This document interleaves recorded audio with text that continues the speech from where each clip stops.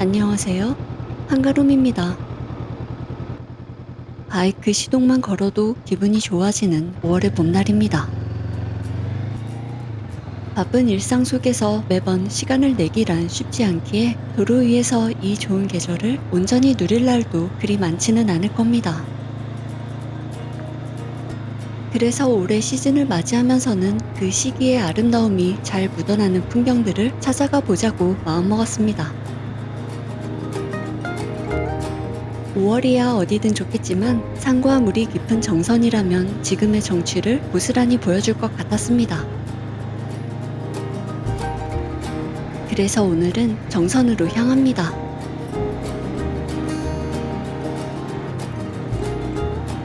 요즘 부쩍 오른 기름값 때문인지 도로 위에 차가 눈에 띄게 적어요. 덕분에 오늘은 꽤 빠르게 서울을 빠져나왔네요. 기름값이 부담스러운 시기이긴 하지만 바이크는 자동차에 비해 연비가 좋아 장거리 여행에 부담이 덜한 건 그나마 다행입니다.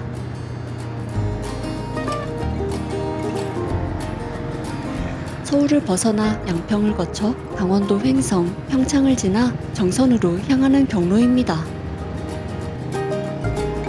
대략 편도 200km 정도의 여정이에요.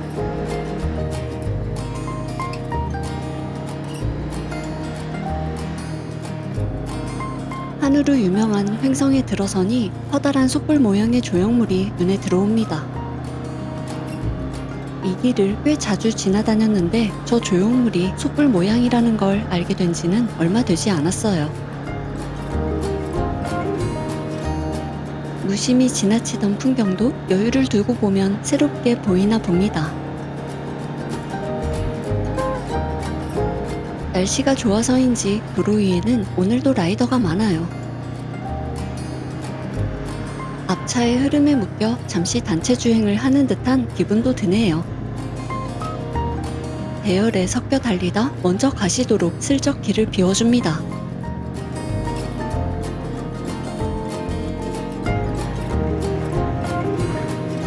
이번엔 찐빵으로 유명한 안흥을 지나갑니다.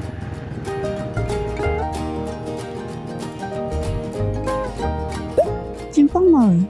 돌아오는 길에 찐빵이나 사갈까?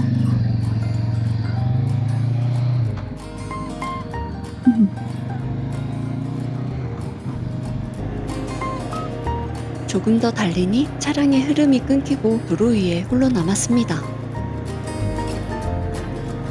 한적한 길을 온전히 독차지하고 달리는 이 순간은 복잡한 생각들이 비워지고 마음이 차분해지는 시간이에요.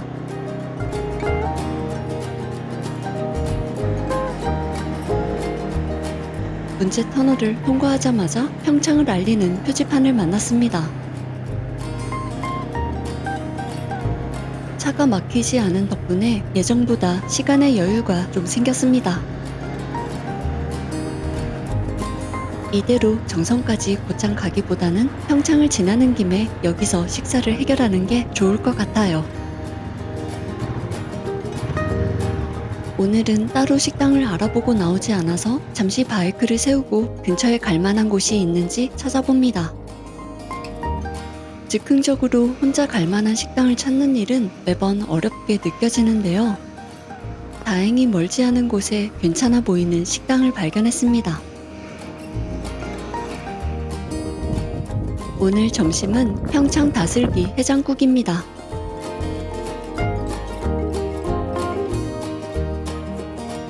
메뉴 중에 다슬기 순두부도 궁금했지만 제법 칼칼하다기에 매운 음식을 잘 못 먹는 저는 기본 다슬기 해장국을 주문했습니다.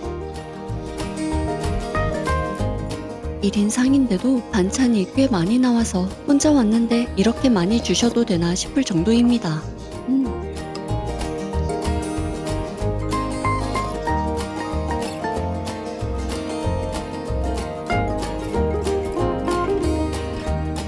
오늘의 첫 끼였는데 든든하게 속을 채우기에 정말 좋은 한 끼였습니다.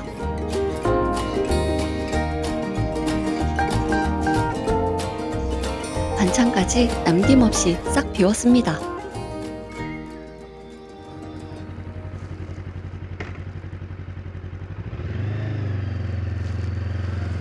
투어 중 가장 큰 난관이었던 식사를 해결했으니 이제 온전히 라이딩만 즐기면 되겠네요.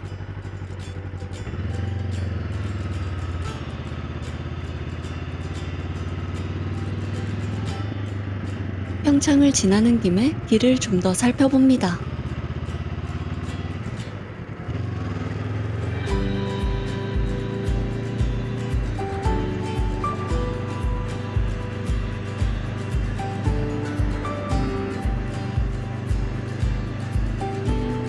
평창은 전체적으로 산이 많고 평균 고도가 해발 600m 안팎인 고지대입니다.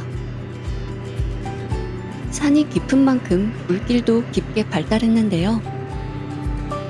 이런 지형적 특징을 염두에 두고 길을 찾다 보면 꽤나 멋진 풍경의 길을 달릴 수 있을 것 같아요. 지금은 정선으로 가기 위해 지날 뿐인데도 기대 이상의 멋진 길을 내어주고 있네요.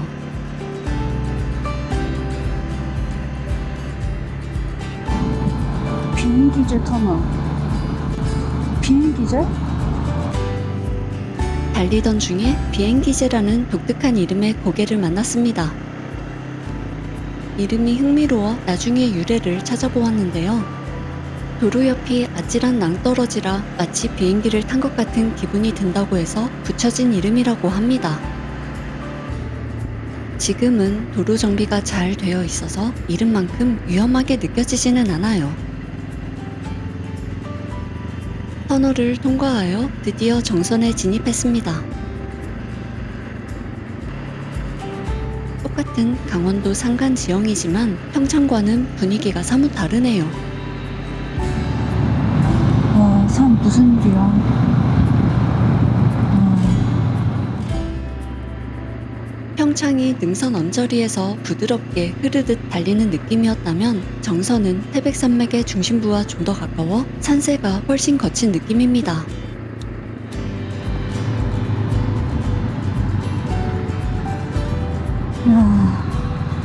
사실 이런 차분한 감상을 하기보다는 대자연의 유용에 연신 감탄사를 내뱉기에 바빠요. 오늘 정선에 온 진짜 이유는 바로 동강을 달리기 위해서입니다.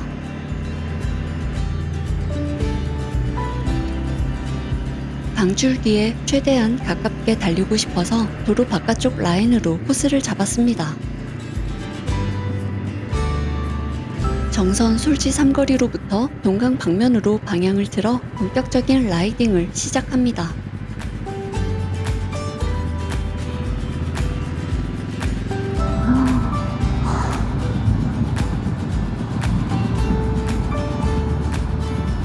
와,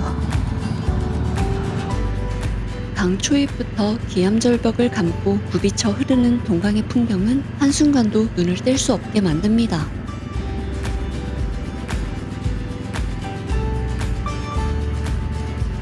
어느 한 장면도 놓치고 싶지 않아 온 신경이 눈앞의 풍경에 모이게 되네요.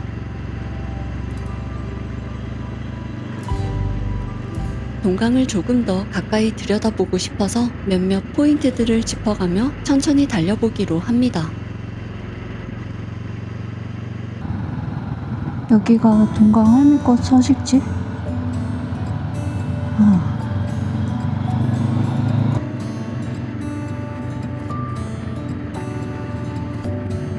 지도에 표기된 할미꽃 서식지를 지나자 얼마 안가 전망대가 나타났어요. 잠시 바이크를 세우고 주변을 둘러봅니다.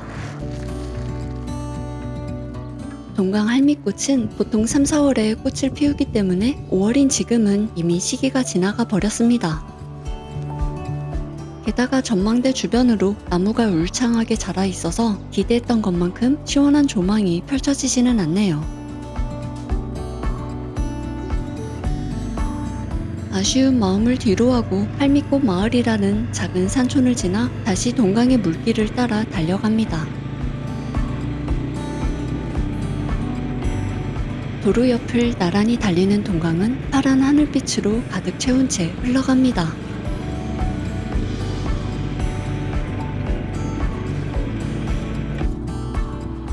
와, 강줄기를 따라 조금 더 달리면 지장천이 만나는 합류점이 나오는데요.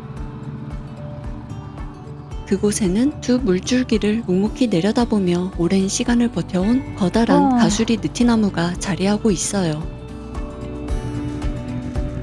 이 풍경에 이끌려 느티나무 바로 앞에 있는 북대교 위로 바이크를 올려 세워봅니다.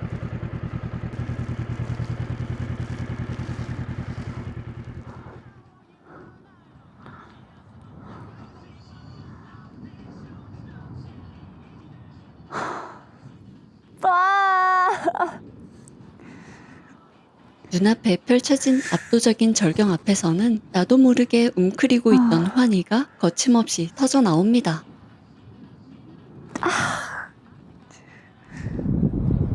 화면에는 도저히 다 담기지 않는 풍경 앞에서 그저 온몸으로 이 순간을 가득 들이켜게 되네요.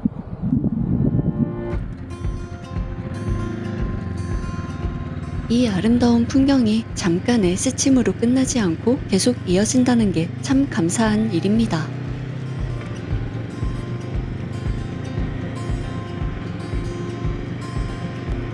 동강 초입부터 오늘 코스로 잡아둔 하류 지점까지는 대략 22km 정도의 구간인데요.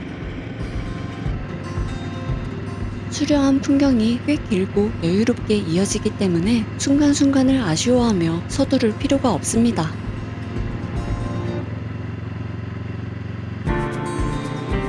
길이 굽이굽이 휘어질 때마다 동강은 매번 다른 얼굴을 보여줍니다. 어느 구간에서는 탁 트인 푸른 강물이 펼쳐지다가도 강줄기가 크게 돌아나가는 길목에선 무성한 풀숲이 시야를 채웁니다. 모퉁이를 돌며 다시 강과 마주할 때마다 처음에 느꼈던 그 설렘이 고스란히 되살아납니다. 달리면서 몇 번이고 새로운 여행을 시작하는 기분이에요. 달리다 보니 또 하나의 전망대를 만났습니다. 하지만 바이크를 세워둘 만한 곳이 마땅치 않네요. 어차피 좀 더 가서 바이크를 돌릴 거라 일단은 그냥 지나치기로 합니다.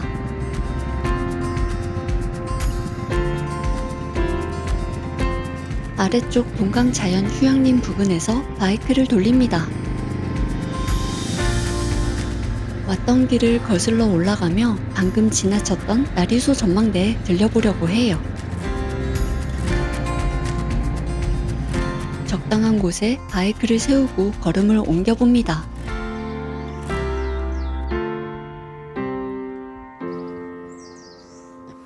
전망대에 올라서니 산자락을 따라 둥글게 휘감아 도는 동강의 물줄기가 한눈에 내려다 보입니다.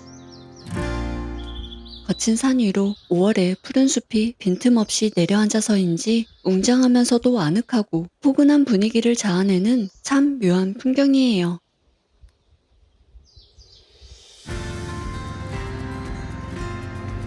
전망대에서 나와 다시 주행을 이어갑니다.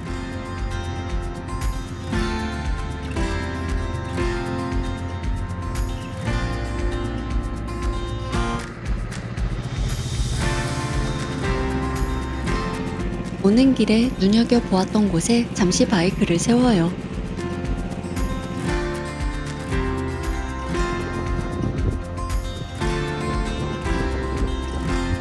여유롭게 동강을 바라본 후 사진으로 오늘의 기록을 남겨봅니다.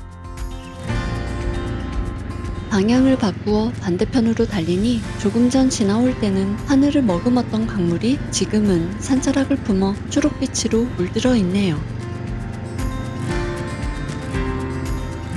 아까 지나쳤던 가수리 느티나무로 돌아와 이번에는 지장천 방향으로 방향을 틉니다.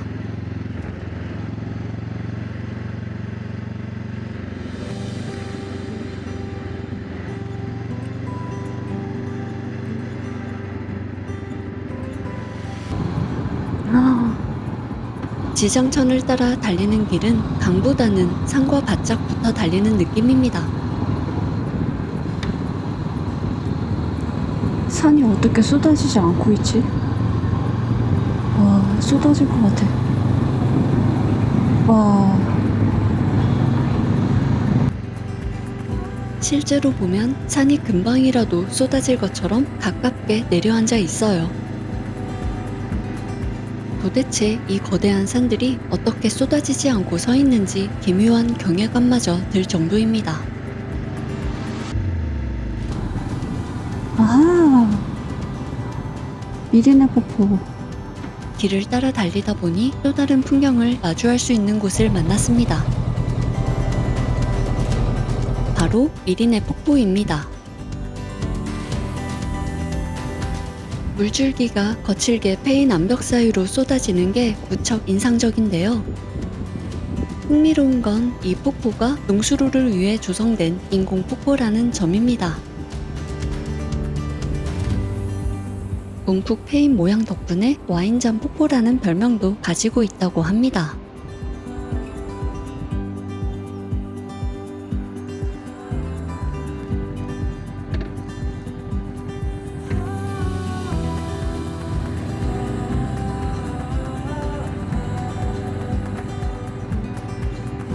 와. 구부러진 길을 돌아서 가니 미리네 폭포 반대편의 풍경도 마주할 수 있네요.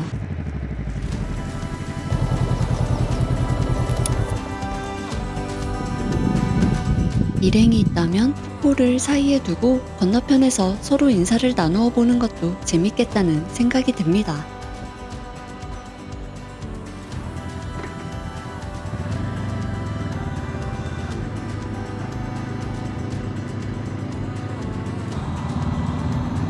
아. 풍경 봐.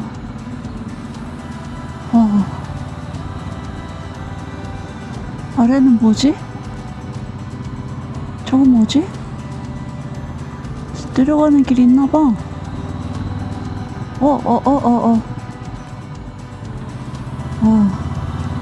시시각각 펼쳐지는 풍경 앞에 다 멈춰서진 못해도 이 계절의 한복판을 온몸으로 관통하며 달리는 것 자체가 라이딩이 주는 참된 즐거움이 아닐까 해요.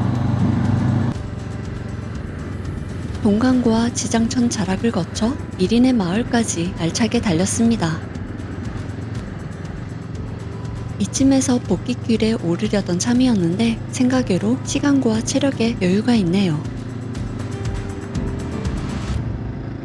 정선을 떠나기 전 한 곳을 더 들러보기로 합니다.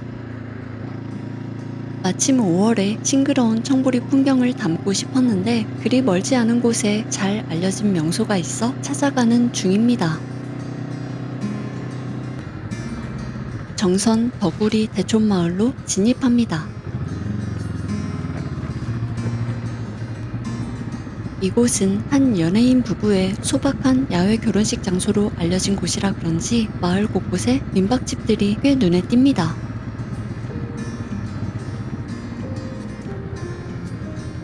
적당한 곳에 바이크를 세우고 청보리밭을 보러 걸음을 옮깁니다.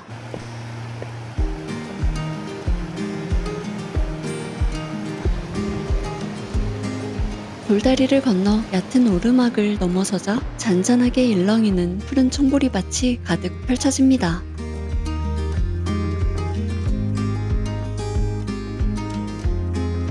그 끝에는 기암절벽이 웅장하게 버티고 있네요.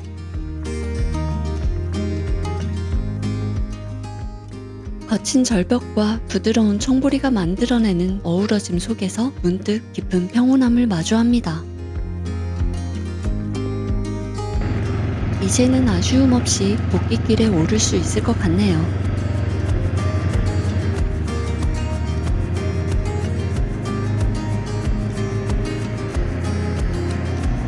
해가 살짝 기울었지만 여전히 하늘은 투명하고 산새의 푸르름이 남아있어 마치 여정이 계속 이어지는 듯한 기분이 듭니다. 보통 돌아갈 때는 출발할 때보다 서둘러 달리는 편인데 오늘은 이 풍경 속에 조금 더 머물고 싶어 느긋하게 주행을 이어갑니다.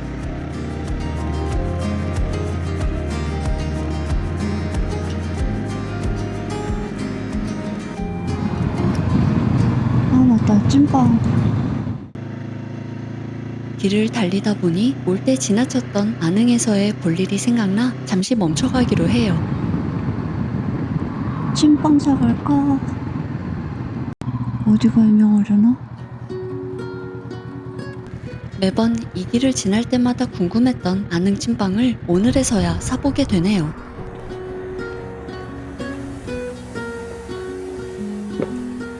저 찐빵 사러 왔는데 모듬 20개. 네. 우와, 감사합니다. 잘 먹을게요. 안녕히 계세요. 서비스로 받은 따끈한 찐빵도 맛볼 겸 주차장 뒤편 벤치에서 잠시 쉬어가기로 합니다.